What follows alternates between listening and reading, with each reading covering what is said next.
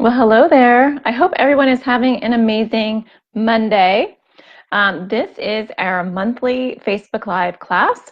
Every month, I come in here on the last Wednesday, typically, of every month, and I do a Facebook Live class to teach you on a topic that you guys voted on. So this month, you guys voted on how to find a good child therapist, because it's really important that you find a good fit for your child with anxiety or OCD. Because if we don't find a good fit for your child, then everything can unravel. And it's actually a little bit more challenging than one might think to find a really good child therapist who specializes in anxiety and OCD. And this is really one of those biggest questions that I get asked is what to look for, how do I know? And if you look in our Facebook group, there's a lot of threads and there's a lot of conversation about their therapist. My therapist told me this, is this good? Or I've had this therapist for a long time, we're not making progress, or I'm going to see a therapist, what should I be asking? So I feel like this is a really good topic to let you know as a mom and a child therapist what to look for, what to ask, and what are some good signs and what are some bad signs. So I know that this is the eve of Eve for Christmas Eve. So a lot of you are busy and running around, and hopefully a lot of you can also catch this on the replay, because I get that this is a weird week. And that's why I'm doing it on Monday instead of Wednesday, because Wednesday's Christmas, so that wouldn't work out. Just want to give you a couple of updates about what's going on in the AT parenting community world, and then we'll jump in and get started. I will not be doing the weekly challenge and win thread that I normally do every Friday. I am going to be taking off, like as much off as I possibly can. And so I won't be doing that thread this week. If somebody else wants to do it, please go ahead and do it. That's greatly appreciated. Otherwise, please know that that's why it's not there, because I am taking the week off. If you happen to be in Arizona, near Arizona, or want to come to Arizona, I am doing a live interactive workshop with Dr. Allison Solomon, and we only have a few more days for registration, and so I left a link above that you can check that out if you are like, oh my gosh, I want to come. We have one workshop for parents and we have a workshop for kids. They're separate, so if you don't want to bring your kids, you don't have to, and there's a kid workshop if you didn't want to go to a parent workshop. So definitely check that out. I left a link above if you're interested and you live in the area or near the area. Okay, I think that's all I want to talk about with that. Next class will be at its usual time, the last Wednesday of the month, which this next month will be January 29th. It'll be 10 a.m. Pacific, 1 p.m. Eastern. So that's all the updates. Let's dive in to how do you find a good child therapist. So for those of you that are listening live, please leave a comment if you are struggling to find a child therapist, or what your issue is, what's been the hardest part for you, so that I can answer your issues directly. I love to have more of a dialogue than a lecture. That's always a much better conversation. So let me know what your struggles are. But I'm going to jump in and tell you some of the things that I hear about and some of the things that I want you to know. So the first thing we want to talk about is, where do you find a child therapist, and in what capacity? So a lot of times people are saying, well, who should I look for? Should I look for a psychologist or a psychiatrist or a therapist or a social worker? And when you're looking for a therapist that's specializing in anxiety and OCD, and especially OCD, it's not as important what their degree is in as it is about what type of modality they practice and what their background is. Because a psychiatrist, and most of you are going to know this, but some of you don't, a psychiatrist is for medication assessment. So you don't look for a psychiatrist for therapy, you look at a psychiatrist for medication assessment. And typically, if you are looking for the medication aspect, you're going to definitely want the therapist aspect, and those treatment providers should collaborate. So that's important. So psychiatrist, that's separate, or psychiatric nurse practitioner, those are all people who prescribe or assess for medication. And separate from that, you have psychologists, you have clinical social workers, you have licensed practice counselors, you have literally a zillion different degrees under that. And don't get lost in the alphabet soup of what those letters mean and what letters you should find. because it really is about their expertise. You can go to see a psychologist and they may not know anything about OCD, or you can see a social worker, they may not know anything about OCD, or you can see a psychologist who is an expert in OCD. And so it really depends on what they practice and what extra training they've had, because in almost all graduate schools, I don't know of any graduate program that specializes in OCD or teaches ERP, exposure response prevention, which is actually pretty sad and scary. So you are looking for a therapist who has gone and done some postgraduate work in OCD training or anxiety training. That's what you want to look for. So I just want to mention that first. The first place I always recommend looking is the International OCD Foundation. So even if you have a child, who doesn't have OCD and they have just anxiety, not that it's just anxiety, but there's no OCD, I still like to recommend people go to the IOCDF website, because if somebody's listed in their provider directory, they're just more likely to have the expertise to handle anxiety, because OCD therapists will almost always work with anxiety, because anxiety disorders and OCD, they go hand in hand. So you're going to get someone who's really skilled, ideally, or is wanting to be skilled because they're in that directory. The International OCD Foundation does not vet out those providers, and so anybody can pay and get listed.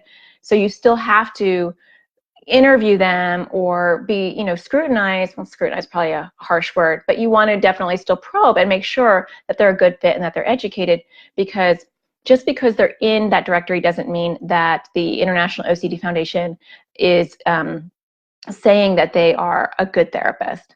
So I left a link above for the International OCD website and their link to their provider directory. So I always recommend that people start there.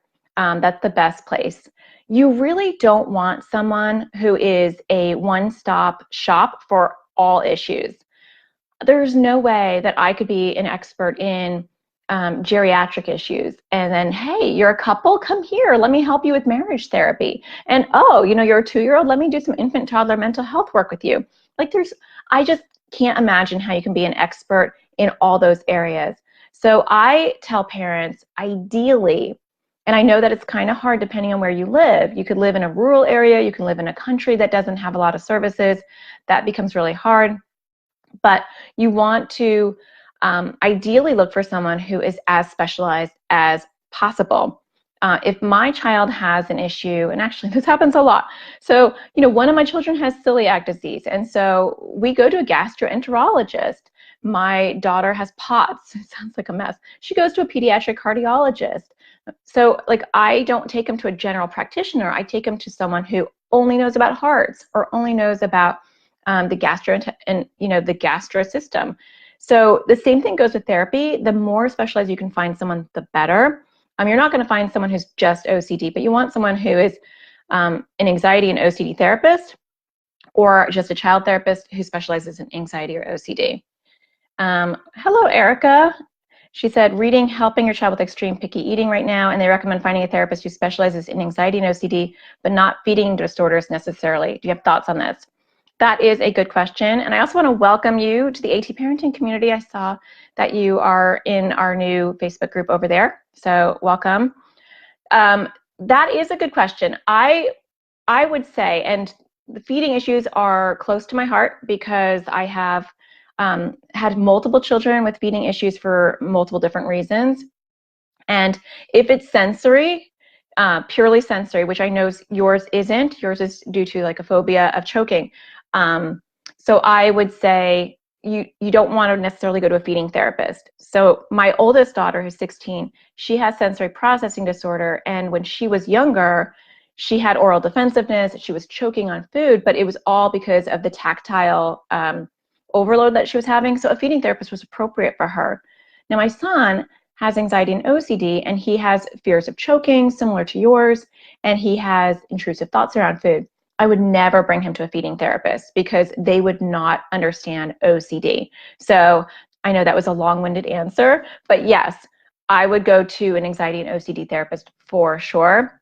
I would not go to the feeding therapist. It would be a miracle if you can find a feeding therapist who specializes in OCD. I mean, that would be brilliant, but I have never heard of that. Normally, feeding therapists are more in the sensory world or highly picky eating world, and they don't know about intrusive thoughts and about fears of choking and things like that.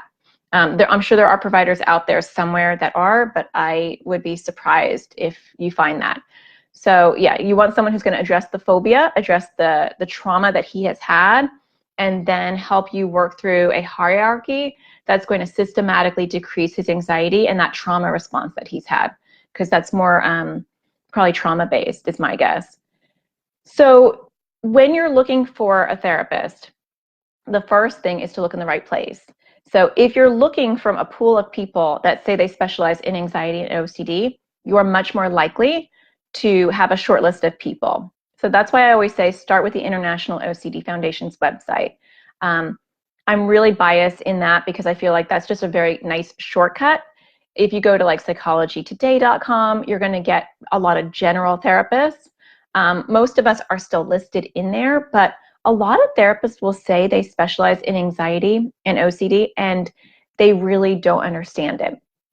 OCD in particular requires a very specific therapy. So, and we're going to get into what you should ask the therapist so that you can tell if they have the specific training. Anxiety is a little bit easier. So with anxiety, you can't do as much harm if you're not really a specialized clinician. So people can have different approaches for anxiety. They can do play therapy, biofeedback, they can do DBT, they can do all sorts of approaches, and it's not going to harm your child. It may not be productive, you know, so it might harm your pocketbook, but it's not going to harm your child. Whereas OCD is probably the only issue I would say out of any issue I can possibly think of that a child would need to go to see a therapist for, a mental health professional, where they can actually do harm. Because if the therapist does not understand intrusive thoughts, if they do not understand moral OCD, they can actually wind up doing compulsions with your child. They can be fueling your child's OCD without knowing it. So that's why I caution parents who have OCD issues to really make sure that this is an OCD therapist. And I know that can be really tricky. And I would say if it's between a regular therapist or no therapist, because you can't find an OCD therapist and your child has OCD issues, it would be better, in my opinion, to not see a therapist until you find the right one, or to get help online. There are some online OCD therapists who will do video Skyping with you, and I feel like that is even better than going to see somebody who doesn't understand OCD, because you're going to be going down a rabbit hole and it could be kind of dangerous. So with anxiety, you're looking for someone, in my opinion, who has who does CBT therapy. So you really want someone who can do cognitive behavioral therapy, CBT therapy. When it comes to OCD, we're looking for a subtype of CBT, which is ERP. There's a lot of abbreviations. So you're looking for exposure response prevention, ERP. And exposure response prevention is really the only evidence-based approach that has been shown to be effective for OCD. There's no other methodology that has been shown through research to be highly effective to combat OCD. So I also like ERP for anxiety. So if I am taking my child to an ERP therapist, I'm going to be really comfortable with them for anxiety as well, because ERP is really helpful for anxiety and OCD. Hey, Dean, how are you doing? So she wrote, do you have tips to find an online therapist? That's a good question too. Well, first you have to find one in your area. And there are actually, OCD therapists often do online therapy. And you are also in the AT parenting community. So I do have a list in our website at the atparentingcommunity.com website. If you go there, and there is the provider link. If you go to my provider directory, I went to an OCD Facebook group that I'm in, and I asked anybody who's in there who works with children, and so they gave me their contact information. And then I also added in my directory if they do online therapy. So I don't know where you live, I don't remember, but I would start with that. because that's a good small list of people on the AT Parenting Community website. And then if you don't find someone there, reach out to me. Just tag me in our other Facebook group and let me know where you live, and I can help you find one that I know that is good. There aren't always online therapists in every community, but OCD therapists tend to do online therapy because we know that we are kind of a rare beast. And so almost every OCD therapist that I know will do online therapy. The only problem is that we can only do it where we're licensed. So we can only do it in the state that we're licensed. So some people that I have noticed are, they're licensed in a few states. So maybe they've lived somewhere else or they live next to another state and they're licensed in both states. Like I'm only licensed, oh, you're in California. Oh, there's tons in California. So I know we have a lot listed in the AT Parenting Community provider directory. So I would start there because all those people work with children. And so that way, you know, when you go to the International OCD Foundation's website, it's for everybody. And so you don't know who does online. You're not going to know who works with kids.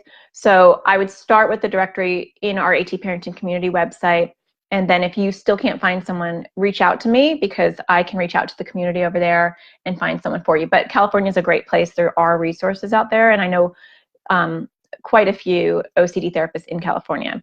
So, and then we'll talk about what you're going to look for within that group, right? Yeah, so a lot of us can only practice in our state. So like I am in Arizona, so anybody who's in Arizona who reaches out to me, if I have openings, I can do Skype therapy with them. If someone's in another state, I can't do online therapy with them. I do coaching, and so I will do parent coaching because I'm really big in thinking that if we can give the parents the tools, they can help their kids directly. I'm a big fan of that. But I only do coaching for the AT Parenting Community members because otherwise I would be overwhelmed. So you want to go to the International OCD Foundation or somewhere to look for it. And then what do you look for? So let's talk about what you look for. What do you want to start to pay attention to? And please feel free to leave comments if you have questions about what you would ask. And Teresa did ask, she said she's meeting her little guy's therapist for the first time in January. And she had left a question and she said, what are some good questions to ask her? We're looking to help with his anxiety and his anger. I'm also nervous about how to tell him and make him understand we're getting him help with some stuff. I don't want him to feel there's something wrong with him. So ways to talk to him about it would be great as well. And I'm going to go into her questions so that she can get the answers. I don't know how old her child is, but I have a feeling he's young because I feel like she had told me that before. So the first thing you want to do is you want to meet alone with the therapist. So even if it's video therapy, you're going to want your first session to be alone with a therapist. And even if that's not their protocol and that's not what they do, a good therapist will be flexible. So if you're starting to see that rigidity already, I would be concerned.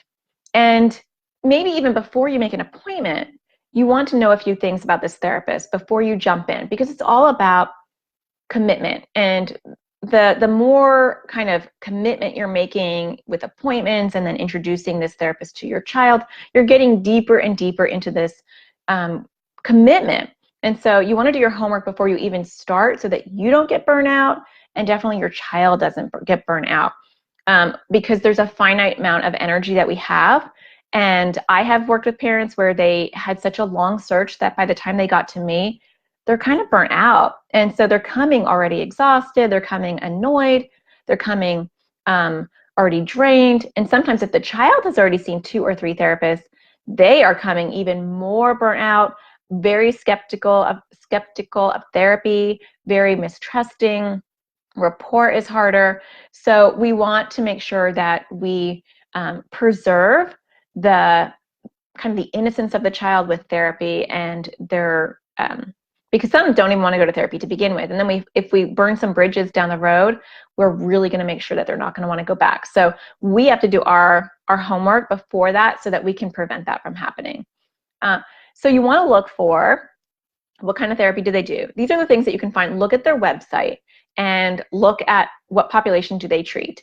Now, if it's an anxiety and OCD therapist, most of them, if not all of them, are going to treat all ages. That's my experience. You're going to have a few sprinklings of people who don't do that. I am like super specialized. I haven't really met anyone else who only works with children and only works with anxiety and OCD. That's like very nichey. It's probably too nichey for most people. So if you're finding an anxiety and OCD therapist, don't be concerned that they work with all ages, because that's very common, if not more of the norm than not. I wouldn't go to a general practitioner or a general clinician who works with all ages and who works with all problems. That's too general.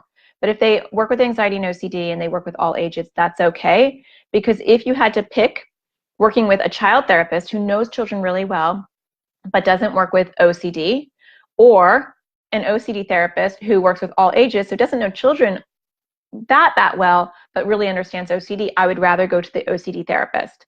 And even for anxiety, it can't do as much damage, like I said before, but I still would want to go to someone who's really specialized. If you can find someone who works with kids on top of it, I mean, that's just a beautiful bonus, and that's like winning the lottery.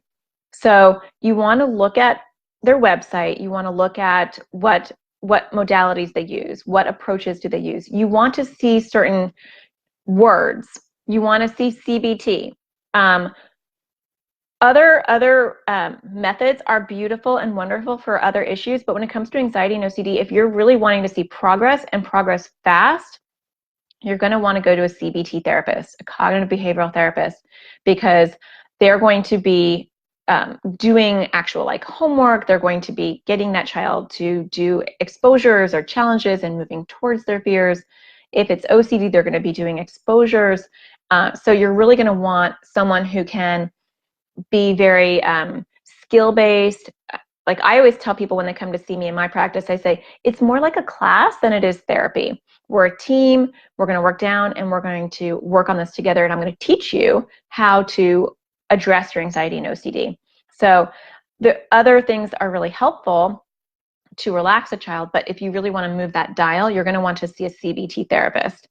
And then the other kind of buzzword that you're looking for, especially if you have a child who has OCD, is you're going to want to see ERP somewhere on their website, that they do exposure response prevention. If you're not seeing that, you're going to want to keep looking. Now, if you live in a really small town and you're just happy to find someone who says they even know what OCD is, well, then you don't have a lot of options. And then you're going to have to just vet them out even further and make sure that they understand OCD. But if you live in California, like Dean does, or if you live in just a big city, you're going to want to be even pickier, and you're going to want to look for ERP. People get concerned with just like the education of the therapist, and they're looking for the degree, and that's a mistake. I want to look for the training. Do they do ERP therapy? Do they know what that is? Do they know what OCD is? That's 10 times more important. And then you want to know, do they take insurance? Because most therapists will list that on their website. And you don't want to contact them if they're not on your insurance, or if you already know that they're too expensive, because you're just going to get frustrated. If you find that perfect gem and then you reach out to them and you didn't really look and do your homework, and then you think, oh my gosh, this is so perfect, and then you find out how much they cost and you're like, man, there's just no way, that's going to burn you out and frustrate you. So do your homework, look at that, or email them and just say, do you take my insurance, before you even engage in the idea of therapy, because you're going to save yourself frustration. So once you have identified, a short list of therapists, you have gone onto their website, you have figured out who they work with, what population, what training do they have, do they do ERP, do they do CBT, right? Then reach out and make a parent-only session. Always meet with them alone, because you want to save your child the stress of meeting multiple people. So I don't like to talk about kids in front of them the first session. I want to ask questions, and I don't want to ruin rapport with the child sitting there while I'm asking the mom all these questions. I also don't want the parents to feel bad that they're telling me all these problems and the child's just sitting there feeling like, I'm such a disappointment. Look at all the problems I have. So I always meet with parents alone the first session, because I want them to feel comfortable with me. I want to feel comfortable with them. I want to be able to ask them anything. But not every therapist does that. A lot of therapists just meet with you and your child from the get-go. And you are the parent and you get to drive the ship. So a lot of times I will notice that people, and I'll notice, comments in here and in my other Facebook group, and parents just give their power away a lot of the time to the therapist. Well, they're the professional, they're running the show. And it does not have to be that way. In fact, it shouldn't be that way. You are the parent, you know your child the best, you know what will work for your child the best, and you can design therapy the way you want to in a respectful sort of way. So talking to the therapist and just say, do you mind? I would love to meet with you first. That way I can talk to you in private, and then we can move forward from there. Most therapists will not do a consult over the phone. So you can't screen therapists typically through a phone call because their time is limited. And if they did that, they would just be on the phone all day screening people or people screening them. And so most therapists are going to want you to come in, and really you're going to want to meet the therapist, because I'm going to tell you a couple of things you're going to want to pay attention to. So once you're in the office, right? So now we have screened a lot of things. We know what kind of modalities they use. We know, do they take our insurance? We know what population they work with. And so we know they work with kids. We know they do CBT. We know that maybe they do ERP. That's not as important for anxiety only. It's a very big bonus though. And it's crucial for OCD. Don't see someone who doesn't do ERP for OCD. But then you're in their office. Now what do you look at? This is going to sound really weird, but the first thing you should look at is this office kid friendly? If I was my kid, would this feel really comfortable for me?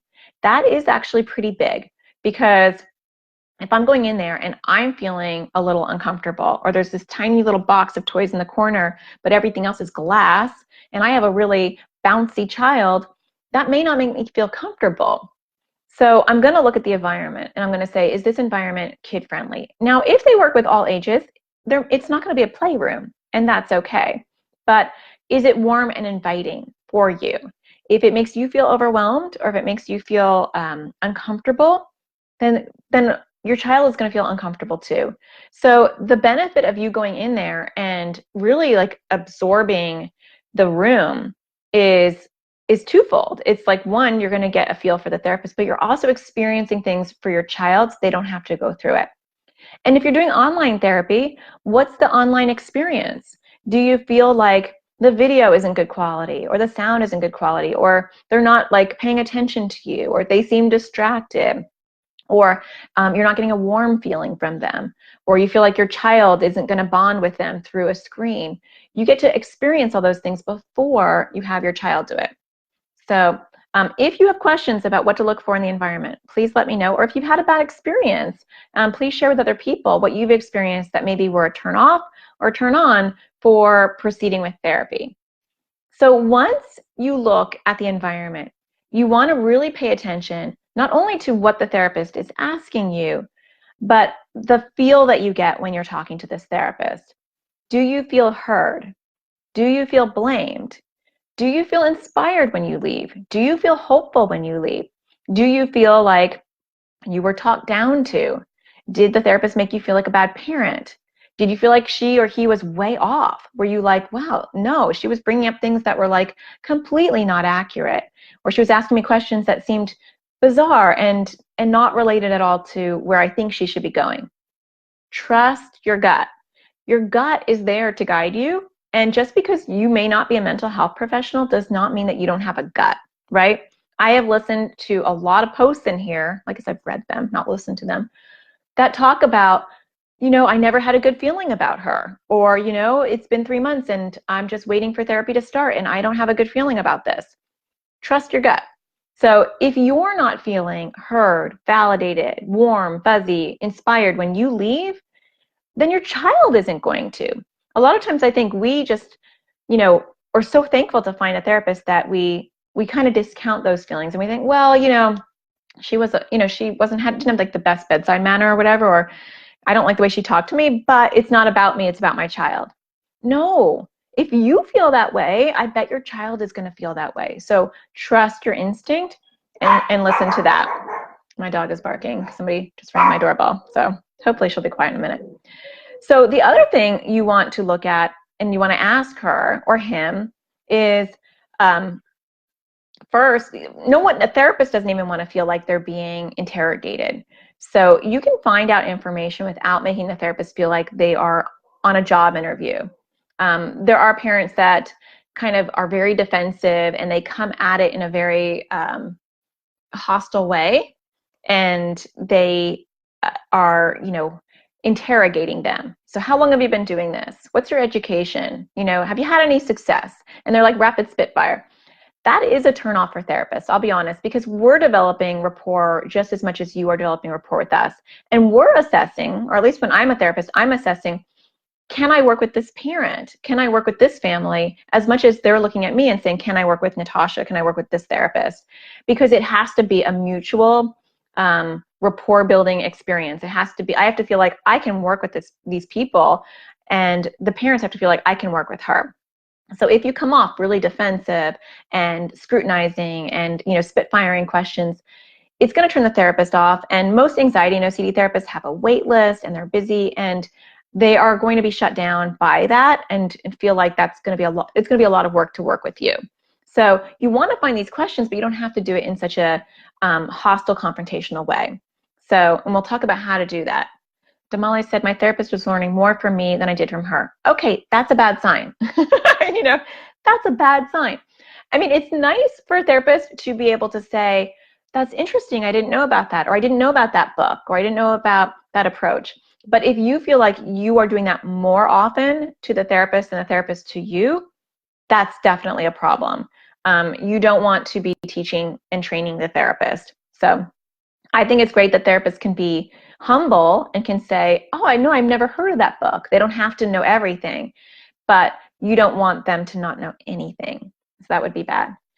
So when you're asking these questions, the first question that I would ask is, how many kids do they see with OCD or anxiety? So, and I would just say, like, let's say they do a lot of different issues. I'd say, oh, it's great that I see that you work with eating disorders and you work with depression.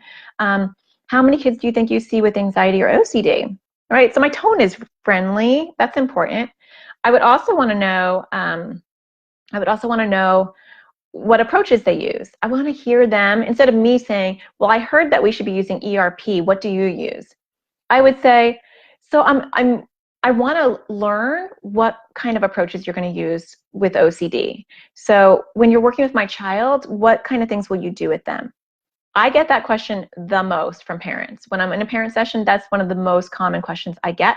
And I think that's a great question. And I go through my entire process of what therapy is going to look like.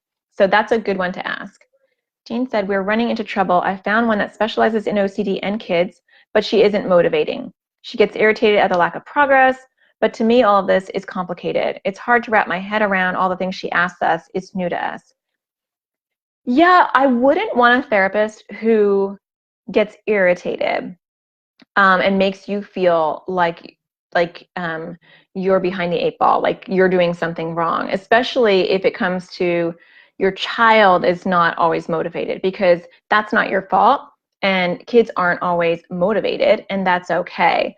So maybe have a conversation with her about it, because it's one thing to let parents know, hey, we're not going to make progress. Like sometimes I will say to parents and to kids, I'm very upfront with kids, and I might say something like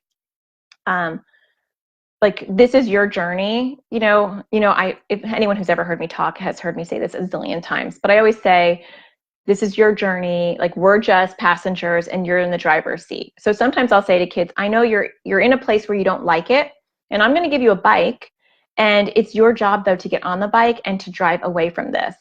I can't pedal for you because I'm just giving you the tools. I'm giving you the bike, but you have to get on it. And then I have a frank discussion with the parents, and I'll say, I want you to know that it's slow going, and it's slow going because I have no magic fairy dust. So I can have one kid that I can give all these skills to, and they're going to take off and be like, they're going to make progress right away. And I can have another kid I'm giving the exact same tools to, the same bike, and they're going to be here for 2 years. And that's just because children's motivations are at different levels. And that's okay, because we can't force them to be more motivated than they are in that moment. So, but if your therapist is not coming at you like that, and they're just more annoyed and irritated, and you're showing up for appointments, you're doing the homework, or you're doing your part as the parent, then that would to me be frustrating and maybe not a good fit, because the last thing I would want as a mom, and I'm a mom too, so I get this on a mom level, I wouldn't want a therapist to make me feel worse than I already feel. Like, I want to see you and I want to feel uplifted. I do have parents in my practice where they miss a lot of appointments and they cancel more than they show up, and they forget even what I talked about. They forgot to even bring the folder home, or they forgot to even remind the child, or whatever they were supposed to do, they didn't do their part, and that does get frustrating. And then I will say to the parents, it's kind of, you're wasting your money because you come here and you talk to me, but then you cancel most of your appointments and you don't do any of the work we talk about. And I just want you to know, I don't want you to think we're doing therapy, because right now we're not, because it's not happening. So I would explore it like that. And I don't know if that helps you, Dean, understand where you should go from here. But if there's aspects that you like about your therapist, then I would have a meeting, and just ask for a parent only meeting, and then just say, I'm sensing your frustration and I'm already overwhelmed, and these are the reasons why we're not making progress, and try to kind of engage the therapist that way. So Juanita said, I went to a lady who saw me for the first time with my child present. Then she reported to my doctor that I was the anxious one and shut down our conversation every time my child asked me to. That's not fun. I felt, as we were talking about my child in front of my child, it was inappropriate to keep talking in front of my child if she was uncomfortable. Shouldn't she have talked to me privately first? Yeah, she should have. I always say to people that therapists, we're like coffee. There's a million coffee shops on every block, right? It doesn't take much to be a therapist. And I'm not saying that to put my profession down. I'm telling you that there's good therapists, there's bad therapists. There's good pediatricians, there's bad pediatricians, right? We have good and bad of everything. And that's why you should totally trust your mom gut. Nobody should ever leave a therapy session feeling blamed. Even when I work with parents where I can see that they're anxious and they're feeding into their child's anxiety, which is not always the case at all, but sometimes it is, I wouldn't want to make that parent feel bad. I want to make them feel hopeful. And so I work with that child and I work with that parent, and I say, I'm going to meet with the parent alone. And I agree with you.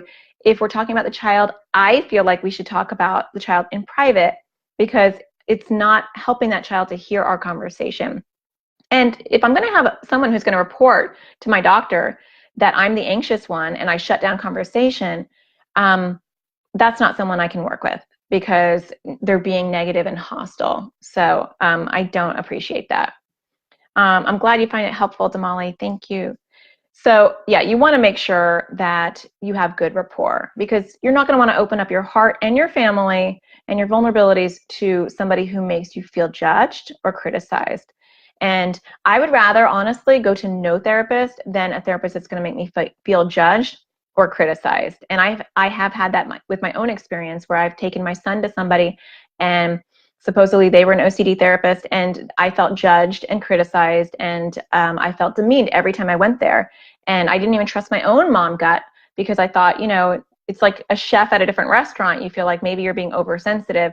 And it took longer than it should have for me to get out of there and say, you know what, this is not helpful. I shouldn't have to feel judged and criticized. And on top of it, I shouldn't have to undo all the work that this person was doing and to help my child, because she was doing more harm than good. So you really want to explore that with your child and with you. So after you observe the room, you observe, you ask some questions, you're asking about her approach, her process. The other thing I would mention is ask them, how often do you involve the parents in treatment? That's a really good question, because you're the one dealing with this 24 hours a day, 7 days a week. You're the one that's dealing with it when your child's having compulsions. You're the one that's dealing with it when your child is refusing to go to school. You're not going to call up the therapist and be like, let me put her on the phone and you do your magic sauce. Like, no, you're in the line of fire. You're the one coaching your child. And so therapy should involve you on some level, if not a very deep level. Because I only work with anxiety and OCD, I almost always meet with the child and parent together. When it comes to teens, then we start to change, because I have a lot of teen boys who don't want to meet with their mom in session because they're talking about moral and harm OCD and sexually intrusive thoughts, and it gets embarrassing. But even then, I bring in the parent at the end to connect with that parent and give them as much information as I'm allowed to give her or him, so that they can do their part. And I'll talk about parentally, what do you do? But I would say 95% of the families I work with, we work as a team. So the mom and dad, or the mom come in and the child comes in, and we work as a team. And if they have their own anxiety issues, I will sometimes say, how about every 3 sessions we meet alone, so I can talk about what's triggering for you. Some of the work we're doing might be triggering, or talk about your anxiety in general. But you should be part of it. If you are not knowing what's going on in therapy, and the therapist has this whole confidentiality issue where it's like, well, therapy is confidential, and well, I'll just tell you if they're a danger to themselves or other people, that's not going to work for anxiety and OCD. It's not grief therapy. It's not just talk therapy just to make you feel good and improve your self-esteem. There is a place for having a child just have their own space to talk to a therapist for lots of other issues, for divorce and grief and just growing up and bullying. Yeah, they might want to have their own space. But when it comes to anxiety and OCD therapists, that's very, very specific skill-based therapy that should involve the parent on a very deep level. So I would ask about that. I would also ask, is there any work in between sessions? This is important too. So if I have a therapist who can't tell me their process because they don't have one, there are a lot of bad therapists out there. There are a lot of amazing therapists, but there are also a lot of bad therapists who have no process. They don't have a plan. You show up and they just deal with whatever you bring to them in that session. And then you leave and they forget, and then you come back and they just deal with whatever problem you're having in that moment. That's not going to help you with anxiety and OCD. You need someone who's very systematic. They have a plan. They have a process. They say, this is what we do. I'm going to educate them first, and then I'm going to start to build their skills. Then we're going to do exposures, and then we're going to do maintenance. Like, you want to see that they have a process that they do. And then you want to make sure that you're involved in that process, right? So these are 3 key things, that they have a way that they do things. It's not just cavalier or just ad hoc. They have a process. 2, that they involve you, because if they don't involve you, you might as well just forget about it, because there's no point in a child having skills that the parent doesn't know about, because most of anxiety and OCD involves you. You're going to be sucked into the OCD loop. You're going to be accommodating. You're going to be enabling for anxiety, unless you're part of what they're discussing in therapy. And then the final part is work in between sessions, because a lot of times there's this mentality that the therapy environment is very private, and like nothing can happen that happens in therapy. So you can't do any work outside of therapy. It just has to happen in the office. And I think that's ridiculous, because skill building happens in the moment, in the environment, all the time. And a good anxiety and OCD therapist gets all of the things I'm talking about. And so there is homework in between sessions. And when we say homework, I'm not throwing a bunch of worksheets at kids. We are talking about setting up challenges, doing exposures.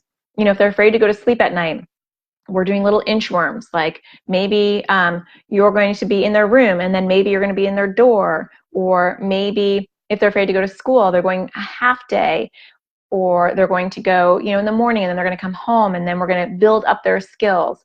Or if it's OCD, maybe we're slowly going to get them to touch something that's germy.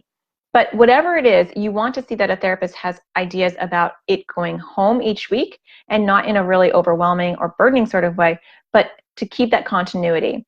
Because I talk to kids and I say, you don't go to the gym once a week, right? If you go to the gym once a week or once a month, how big are your muscles going to get, right? And we're building our anxiety and OCD muscles. And so if I have you work out in here, and then you don't work out all week long, or all 14 days long, and you come back, is that really going to help? And kids will be like, no, it's not. And I'm like, it's not. So you have to do your work. In a perfect world, you'll find a therapist who will gamify it and make it fun. And you can get points and tickets and earn prizes for doing these hard things in between sessions. But you can always do that yourself. You don't have to have a therapist who does that. You can always supplement the therapy with making it fun. Because you might find a really good therapist, but they don't really make it fun, and you can make it fun so that your child likes therapy. So don't be afraid to do that if the therapist isn't doing that for you. And then lastly, let me know if you have questions, because I'm just spitfiring all the things that I think are really important. The last thing I would ask is, how long is treatment? Now, in a perfect world, a therapist would answer, I don't know, because it really depends on your child. So if they say, well, treatment's normally like, 4 to 5 sessions, well, how do they know that? What if my child's completely not motivated? So I want to know what their plans are and how long they think treatment is. When people ask me that, I'll say I have no idea. I have kids that come in here for 4 sessions and they're great. I've had kids come in here for 2 sessions and they're great. And I've had people who have been here for 5 years and they come and there's no progress. It just depends on the child and the parents, right? How motivated they are to show up at appointments and how motivated the child is. You can have a child who's not motivated for like a year, and then they show up and all of a sudden developmentally they've matured and now they're really getting it, and you've planted a lot of seeds, and so you just water it and boom, it sprouts. That happens quite a lot. So you also might want to ask, how do you motivate kids? You might say, if you know your child's not excited about therapy, don't hold that back from the therapist. I always say, tell them, say, my child's not gung-ho about therapy. So what do you do in those instances? And if you have a new therapist, they might not know how to handle that. They might say, well, he's got to want to come, or I don't know. Or you might have a therapist that says, I'll make it fun, or, we'll just take it really slow and build up his skills and build up his trust. But it's interesting. You want to hear how they respond to that, because you can't work with every child. It's just impossible. So if they give you a sugar-coated answer of like, I can work with any child, or it will be fine, then that's not a very seasoned person, because there are kids that it doesn't matter how awesome you are, you can't reach because they are unreachable in that moment. But there are kids that seem unreachable, and then you make it fun and you build up their trust, and all of a sudden they are doing fantastic. So you don't know. Blanca said, my child has been ongoing with therapy since 3rd grade. She is a freshman in college now. She goes to therapy and stops maybe a year and then goes back for like a year and then stops again. Is this normal? Yeah, that's very normal. A lot of times we need a checkup. A lot of times we need a tune-up. And so is she going back to the same therapist each time? I mean, I would say in a perfect world, she goes back to the same therapist. I have people that I've been seeing since they were little, like 2nd and 3rd grade, and now they're in college. And I'll see them once a year. Sometimes I'll see them every other year, and they'll just hit a developmental bump or a milestone, or now they're dating, or they're in college and their OCD is coming back or their anxiety is coming back, and they just want to go back to the safe place. And so even though I only see kids up to 18, if they're in their 20s and I've been seeing them, they come back to me. So hopefully, Blanca, your daughter is able to go back to the same person, because that's just it's the same person. Yeah, that's really good. You want your child to have a go-to person for treatment, and it's very lucky that you have that she obviously trusts this therapist and that she can go back and touch base with her once in a while, because anxiety and OCD don't go away. I always say to parents, anxiety and OCD is not a cold. We're not curing it, right? We are giving them we're giving them tools for life so that they know how to handle the bumps. So when OCD flares up again, your child, who's now a young adult, can say, I remember all the things that my therapist taught me, and so I'm going to, and handle that and get it down really fast. And sometimes they're going to need to process that with someone they trust and with the therapist that they have built those skills with. So I think that's great. Okay, so the last question I wanted to answer for Teresa was, how do you explain therapy to your child? And as I'm explaining this, feel free to leave any other comments or questions you have that I haven't answered yet, so that I make sure I answer everything for those people that are here live. And Blanca said, yes, all the milestones that you mentioned, she had gone back to the therapist, the same one. I think that's perfect. And that's really rewarding for your child. And it's really rewarding also for the therapist. For me, there's nothing better than seeing someone blossom, and then when they hit their bumps, just to work with them for a little while and get them back up, and then watch them kind of blossom again. She's lucky. That's an awesome thing. Darla said, I'm switching my son to a new therapist. The current one has been helpful, but I want to hone in on anxiety with the new one. How do I break up with a therapist? I joined late. Sorry if this is a repeat. It's not. What a great question. I bet a lot of people have that question. I have seen that in this Facebook group before, like, how do I break up with a therapist? Well, there's a couple of options. You don't necessarily have to break up with the therapist. You can just not schedule more appointments. But if you want to be upfront and you want her to send all of her notes to the next therapist, and so you want to just be very above board, you can just say, thank you. You've really been great. I feel like it would just be very, we're at this time where we need to try a new approach, and I want to try a new therapist just to get like a fresh perspective and look at this, and then we'll see where that goes. It's okay to break up with your therapist because they're there to help you, and if they're not helpful anymore or you want to try something else, they really shouldn't take that personally. And if they do, that's like a little bit too much ego involved. So some people just don't make more appointments, and that's totally okay. It's not like the therapist is sitting there going, I wonder what happened to so-and-so. Even if you've been seeing someone for a long time, I don't think about it when someone hasn't come in for a while and they are not making more appointments. I have so many kids coming in that I just think they must be doing well. Unless I'm like right in the middle of like developing their hierarchy, or we were like right in the middle of something, and then they just cancel all their appointments, I am kind of like, what happened? I hope he's okay. So it depends on your relationship, Darla, with the therapist, but it is okay to even send an email and just say, hey, we really appreciate all your help. We're going to just try a CBT therapist for a little while and see how that goes. I don't think we should worry about the therapist's feelings. It's a job. It's a profession. It does happen. It's not like you're going to be the first person to ever discontinue services.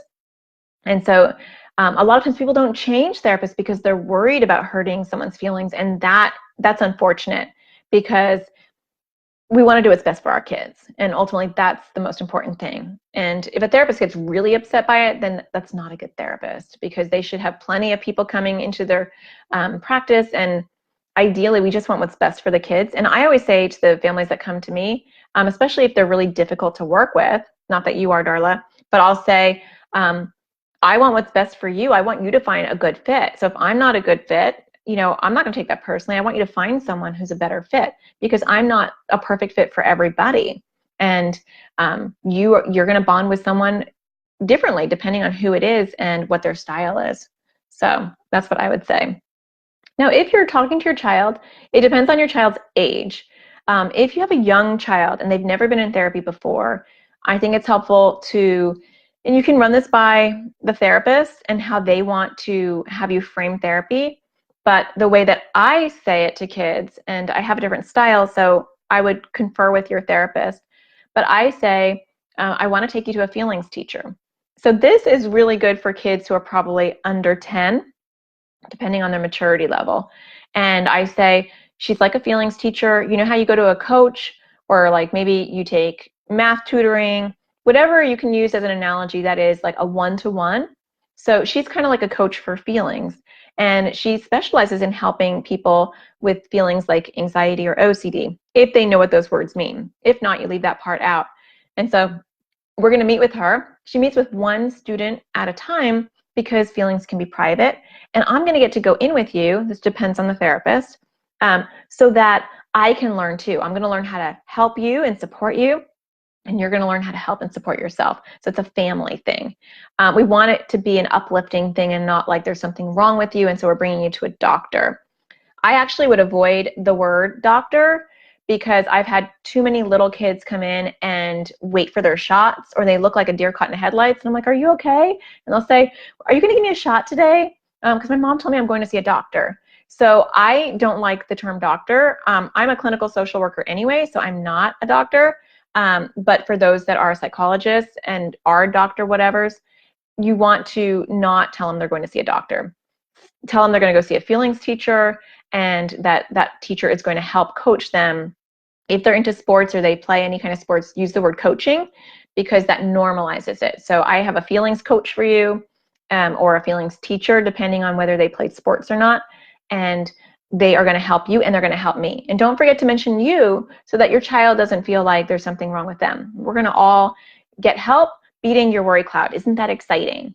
So, and then if you have a child who's resistant, and let's actually talk about older kids. So if you have an older kid where you think that's too babyish and they know what a therapist is, you can just say, hey, I found someone, because you don't want, the first introduction to a therapist should not be with your child, no matter what. So by the time you're introducing this concept to your child, it is, I found someone, because you already found someone, and they were really cool. I met with them, and they work with tons of kids who have anxiety and OCD just like you. And your issues are very common to them. They do this all the time. And so I thought it'd be great if you and I can go together and work on how we can handle your anxiety and OCD, because I know you don't like these feelings, and I want to be able to help you too. So I'll go and support you, and we can do it together. So still uplifting. I think that's really important.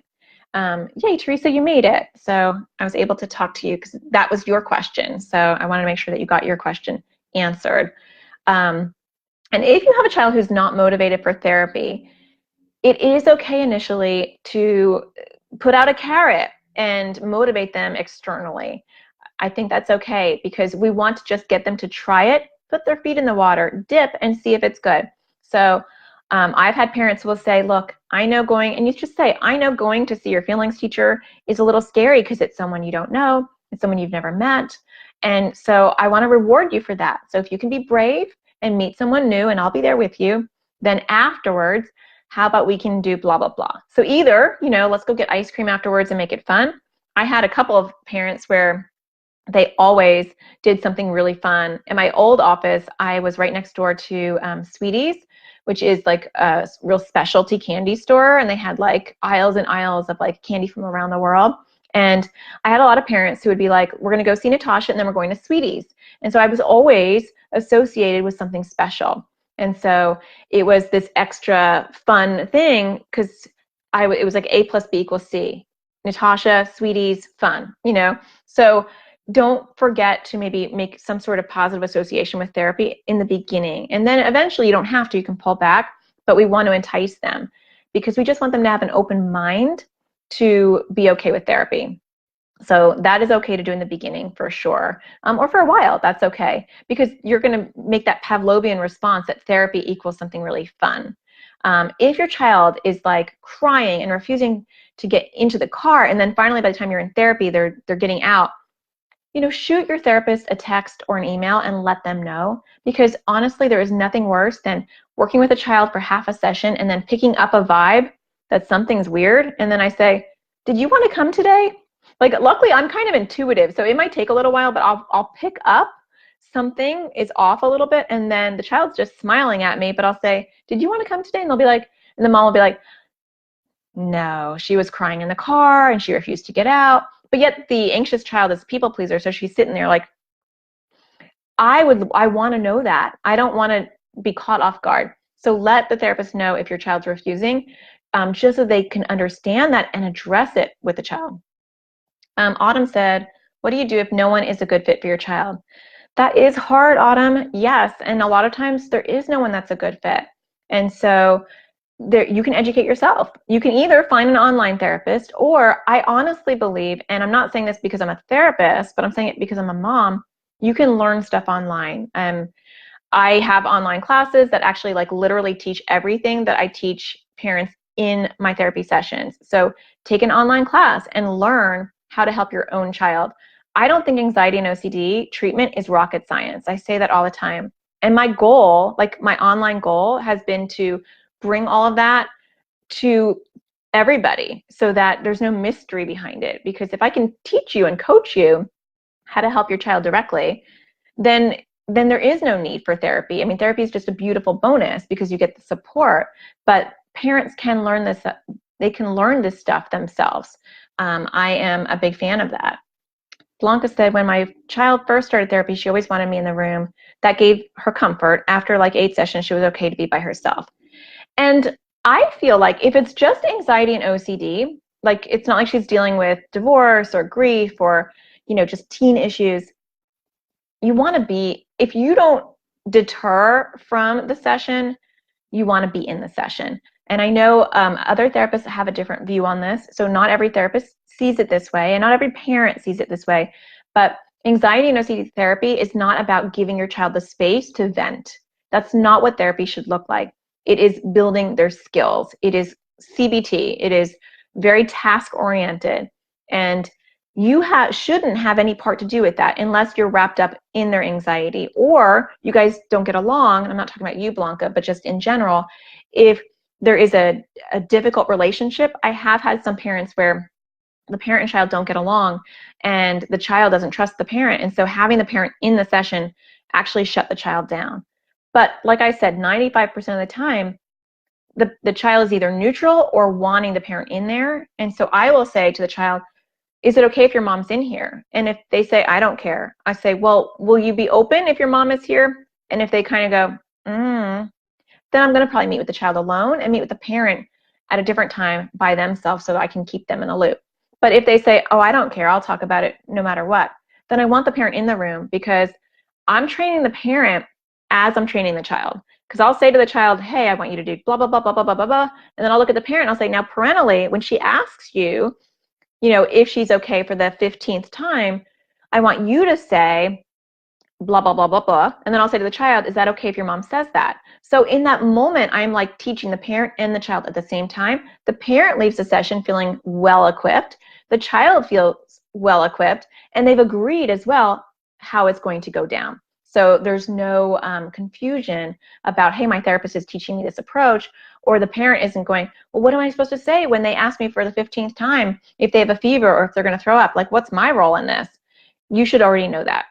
So I hope this is helpful. I hope it gives you some food for thought and some ideas on how to find a good therapist.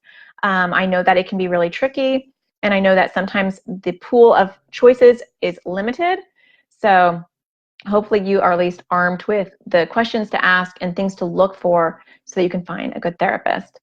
So I look forward to seeing you guys next month. In about 2 weeks, I'll put out a poll again. Look for the poll that will ask you what topic you want to learn about and just vote on it.